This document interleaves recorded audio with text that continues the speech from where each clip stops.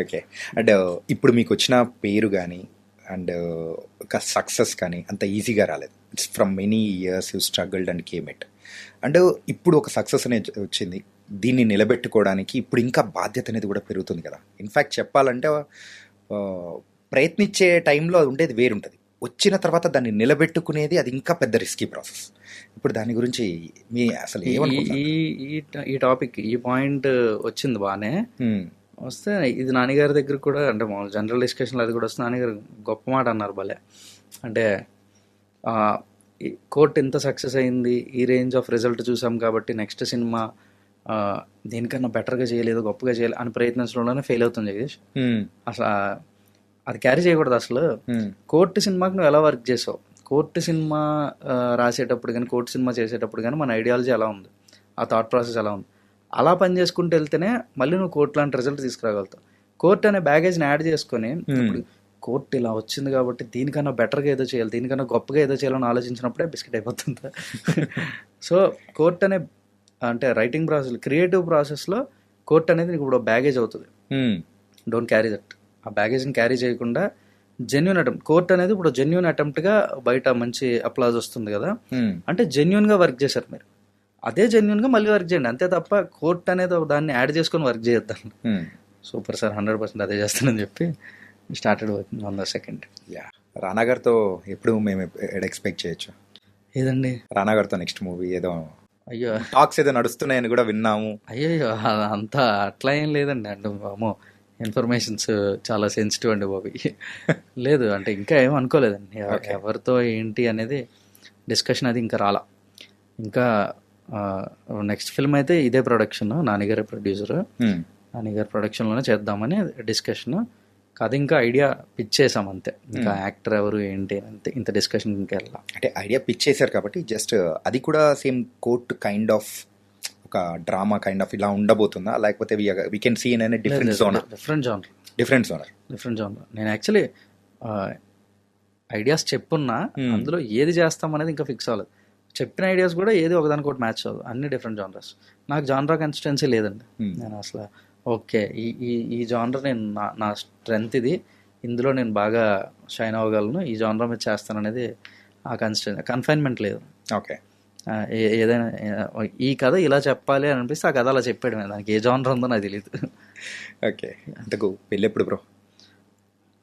Bro అంతే అంటే అంతే అంటే అంతే అంటే లైఫ్ ప్రాసెస్ అంతే, జరగాల్సిన టైంలో జరిగిపోతుంది. లవ్ అయ్యో అంతే, ఇంకా పార్ట్ ఆఫ్ లైఫ్. అంటే ఉందనుకోవాలా లేదనుకోవాలా? పార్ట్ ఆఫ్ లైఫ్ మాత్రం పార్ట్ ఆఫ్ లైఫ్ అన్నారు, బాగానే ఉంది. ఉందా లేదా అనేది అంటే మీరు హైపోథెటికల్ గా మీరు ఆన్సర్ చెప్పినా హైపోథెటికలేనా? Being hypothetical, being diplomatic, okay, అన్ని అనమాట. ఇప్పుడు ఓ డిస్కషన్ పెట్టుకున్నాం అంటే స్టేట్ వర్సెస్ నో బడీ అయిపోతుంది మనిద్దరిది కూడా ఈ విషయంలో. అవును. ఓకే, పేరెంట్స్ రియాక్షన్ ఎలా ఉంది బ్రో ఆఫ్టర్ దిస్ సక్సెస్? అంటే చెప్తున్నాను కదండి, ఈ సక్సెస్ని నేను రియాక్షన్స్లో చూస్తున్నానండి. అందులో మేజర్ రియాక్షన్ మా ఫాదర్దే. మా నాన్నగారి రియాక్షనే ఓకే సక్సెస్ ఇది, సినిమా నిజంగా ఆడింది, ఓకే ఏదో సాధించాం అనే ఫీలింగ్ మా నాన్నగారి ఫేస్లో కనిపిస్తుంది. అది మొన్న మేము చూసినప్పుడు కూడా మాకు అనిపించింది. అయ్యో felt very very happy bro. ఏంటంటే ఇప్పుడు మనము ప్రయత్నించాము, దాన్ని సక్సెస్ అయ్యాము. సక్సెస్ అవ్వడము మనం ఎంత ఎంజాయ్ చేస్తాం, మనకంటే ఎక్కువగా మన వాళ్ళు ఎంజాయ్ చేస్తారు చూసారా, దాంట్లో మనకు వచ్చే ఆనందం వేరుంటుంది. మా నాన్నగారు తట్టు అంత ఎక్స్ప్రెసివ్ కాదు, ఏది ఆయన మాట్లాడరు, ఏది ఫేస్లో ఎక్స్ప్రెషన్ చూపించి అంత ఎక్స్పోజర్ ఉండదు. ఏం ఫీల్ అవుతున్నారో అంత క్లియర్గా చెప్పే మనిషి కాదు. Very very stereotypical middle class father అంతే. ఏది ఎక్స్ప్రెసివ్గా ఏం చెప్పరు, మనం అర్థం చేసుకోవాలి అంతే. చిన్న చిన్నవి అర్థమవుతాయి మనకి, ఓకే ఈయన చాలా హ్యాపీ ఫీల్ అవుతున్నారు అని. ఆ చిన్న నోటీస్ చేసి నేను చాలా హ్యాపీ ఫీల్ అయినా. మరి ఇటు సైడ్ ప్రయాణం అనేది మొదలెట్టు పెట్టిన తర్వాత సో ఇంట్లో వాళ్ళ దగ్గర నుంచి వచ్చిన రియాక్షన్స్ ఏంటి అసలు? నాకు వెనక్కి లాగేసి ఏంటది సినిమాలు ఏంటి, కాళ్ళు ఎరగొడతాం ఇంట్లో కూర్చో, ఇలాంటివి ఏం లేవు. మా ఫస్ట్ నుంచి మా నాన్నగారు మన వల్ల అవుతుందా అది అంటే, నువ్వు ఏదో అంటే మనది కాంది ఏదో పట్టుకుంటున్నావేమో, అంత పెద్ద కొండ నెత్తి మీద ఎత్తుకుంటున్నావు, చేయగలిగే పనేనా, మన వల్ల అవుతుందా ఇది, ఎక్కడో లైఫ్ రిస్క్ చేస్తున్నాం కదా, ఆ కన్సర్నే ఉండేది ఆయనకి అంతే తప్ప డిస్కరేజ్ అనేది ఎప్పుడు చేయలే. అంటే సీరియస్గా రియాక్ట్ అవ్వడం, నువ్వు వెళ్తే ఒప్పుకోను నేను, ఇట్లాంటివి ఏం లేదు. ఆయన ఎప్పుడు ఆ కన్సర్నే ఉండేది. ఇప్పుడు సినిమా అంటే ఏంటి, అది ఏదో పెద్ద ప్రపంచం, అదేం చిన్న విషయమా, పెద్ద పెద్దోళ్ళు సపోర్ట్ ఉండాలంటే ఇప్పుడు అట్లీస్ట్ ఒక బ్యాక్గ్రౌండ్ మనకు కనీసం మన ఫ్యామిలీయో లేదంటే మొత్తం ఒక వీళ్ళు అంటే మనం ఒక పెళ్లి చేసుకుంటే పెళ్ళికి ఒక 500-600 మందిని పిలుస్తాం కదా, ఆ 600 మందిలో కూడా అంటే మన ఫ్యామిలీకి సంబంధించి వీళ్ళు మన చుట్టాలు అని ఒక 500-600 మందిని పిలిస్తే ఆ 500-600 మందిలో కూడా ఒక్కడు ఉన్నాడు సినిమాకి సంబంధించినాడు. అంటే మనకి కనీసం ఒక్కడు కూడా తెలియదు, ఒక బ్యాక్గ్రౌండ్ లేదు. పోనీ ఫైనాన్షియల్ బ్యాక్గ్రౌండ్, ఫైనాన్షియల్గా ఏమైనా సాలిడ్గా ఉన్నా అంటే అది లేదు. అంటే ఒక డబ్బులు లేదు, ఒక సపోర్ట్ లేదు, ఏమీ లేని దాంట్లో కూడా నువ్వు అలా వెళ్ళి చేసుకొని వస్తానంటే ఎంతవరకు పాసిబుల్ ఇది? అంటే ప్రాక్టికల్గా కొంచెం ఆలోచించాలి అన్నట్టు. ఆయన వొకాబులరీకి తగ్గట్టుగా ఆయన ఏదో మాట్లాడి చెప్పడానికి ట్రై చేసేవారు, కానీ మనం వినం అంతే.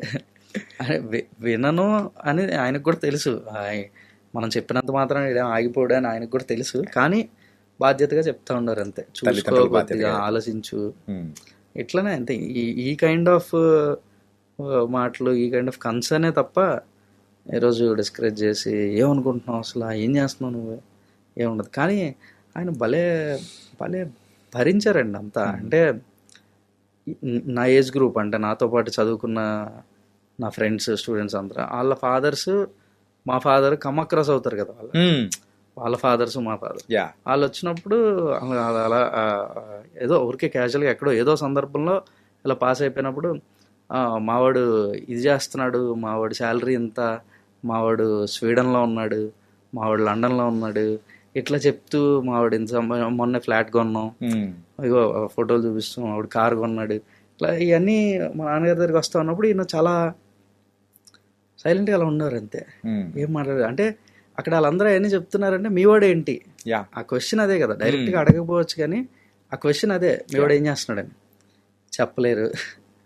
అది బాగా ఫేస్ ఆ ఇబ్బందిని ఏ రోజు నా వరకు రానవలా, నా దగ్గర తీసుకురాలేదు. కానీ నాకు అటు ఇటు నుంచి వినేవాడిని నేను, ఏం చేయలేం, విని మనం కూడా హెల్ప్లెస్గా ఉండేవాడిని ఎంత తప్ప ఏం చేసేవాడిని. ఆయన ఈ రోజు నాకు చెప్పలేదు. అవన్నీ భలే ఫేస్ చేశారండి, భలే భరించారు ఆయన్ని. ఓకే, ఆయన భరించిన దానికి ఈరోజు ఆయన ఓకే, నేను భరించడంలో తప్పు లేదని ఫీల్ అయితే చాలు. ఓకే, అండ్ మీరు వైజాగ్లో మొత్తం తిరిగారు, ఉన్నారు, అక్కడే షూటింగ్ చేస్తూ ఆ స్పాట్స్లో ఉన్నప్పుడు, అదే జగదాంబ సెంటర్ కానీ, ఆ థియేటర్ కానీ, బీచ్ కానీ, అదే షూటింగ్ జరుగుతున్నప్పుడు, మీ సొంత సినిమా షూటింగ్ జరుగుతున్నప్పుడు ఎట్లా అనిపించేది? టెన్షన్ అండి. టెన్షనా ఏంటి బ్రో?